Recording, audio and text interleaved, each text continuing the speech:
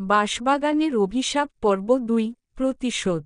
রাজু, সুমন, আরিফ বাঁশবাগান থেকে ফিরে এলেও সেই ভয়ঙ্কর রাত তাদের মন থেকে মুছে যায়নি। বিশেষ করে আরিফের। সে প্রায়ই ঘুমের মধ্যে চিৎকার করে উঠত আর বলত, ওটা আমাকে ডাকছে, আমাকে নিতে আসবে। প্রথমে সবাই ভাবল, হয়তো ভয় পেয়েছে, কিছুদিন পর ঠিক হয়ে যাবে। কিন্তু না, ধীরে ধীরে আরিফ বদলে যেতে লাগল। সে একা একা কথা বলত, মাঝরাতে ঘুম থেকে উঠে খোলা আকাশের দিকে তাকিয়ে ফিসফিস করত।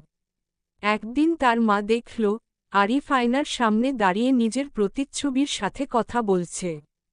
অদ্ভুত ঘটনা। এক রাতে সুমন ফোন করল রাজুকে। দোস্ত, তোর কাছে আসতে পারি? খুব ভয় লাগছে। রাজু ঘাবড়ে গিয়ে বলল, কি হয়েছে? সুমন গলা কাঁপিয়ে বলল, আরিফ, ওর সাথে কিছু একটা হচ্ছে। কাল রাতে আমি ওর বাড়িতে ছিলাম। হঠাৎ মাঝরাতে চোখ খুলে দেখি, আরিফ বিছানায় নেই। দরজা খোলা। আমি বাইরে এসে দেখি, সে বাঁশবাগানের দিকে হাঁটছে, আর কিছু একটা বিড়বিড় করছে। রাজু আতঙ্কিত হয়ে বলল, ওকে থামাসনি? থামানোর চেষ্টা করেছিলাম, কিন্তু ও পিছন ফিরে আমার দিকে তাকাতেই ওর চোখ দুটো লাল হয়ে গিয়েছিল।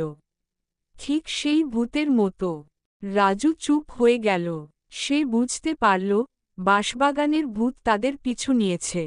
ভয়ঙ্কর রাত। পরদিন তিনজন মিলে ঠিক করল, তারা আবার বাঁশবাগানে যাবে।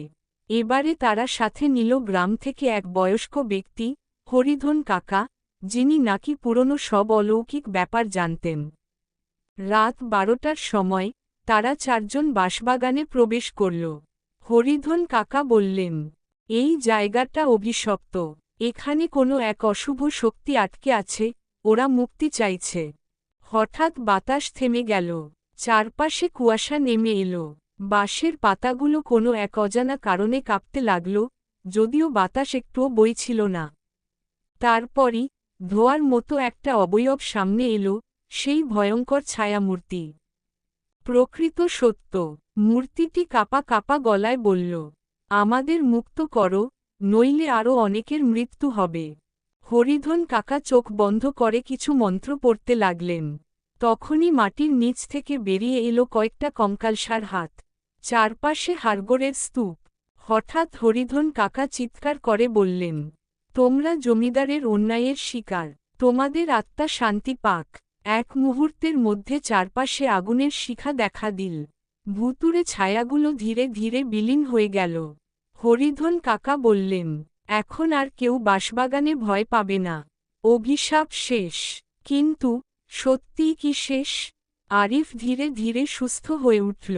গ্রামের মানুষ নিশ্চিন্ত হল। কিন্তু কয়েকদিন পর, এক রাত, সুমন যখন আয়নার সামনে দাঁড়াল, সে দেখল, তার পিছনে লাল চোখের এক ছায়া দাঁড়িয়ে হাসছে। চলবে।